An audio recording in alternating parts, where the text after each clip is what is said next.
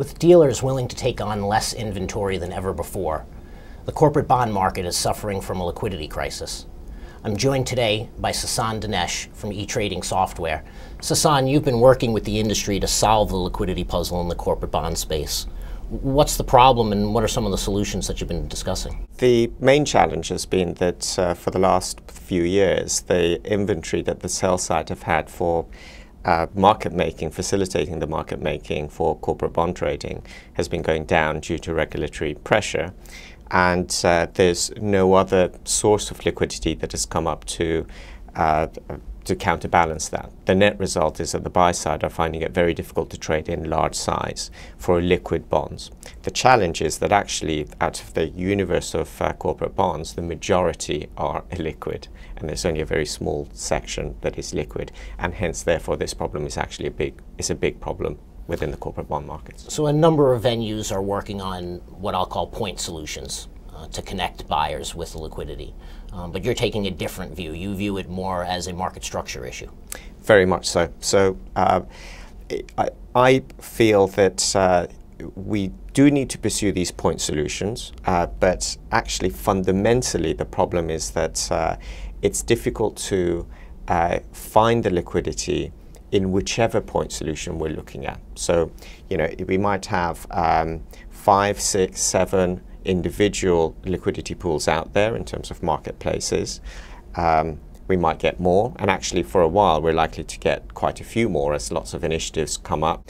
But picking winners, I feel, is suboptimal. A much better way is to have a market architecture that allows all the different liquidity pools to be aggregated together and for the inventory to be found wherever it is. So imagine a world where the buy side can connect to if you like, an aggregated marketplace, which is composed of the sum of all the individual marketplaces, and the order can be routed wherever, or more likely, the inventory found wherever.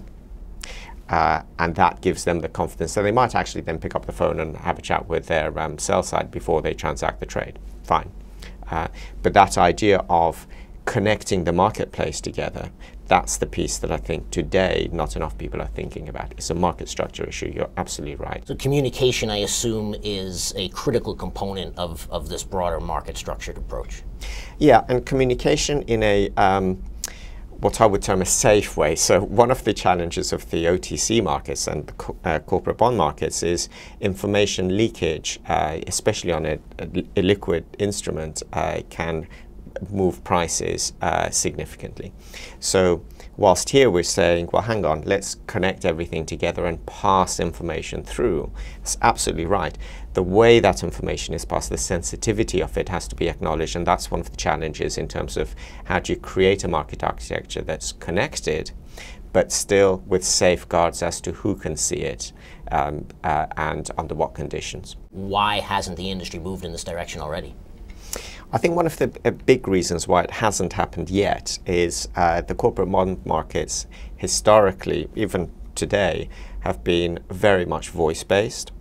One of the key changes recently has been a much broader recognition that as the inventory of the sell side goes down, in order to make the market effective, the turnover of the inventory that is left needs to increase. So that increase in turnover, the obvious way to do that is to make sure that the information about who has what inventory that needs to be turned over can be disseminated effectively.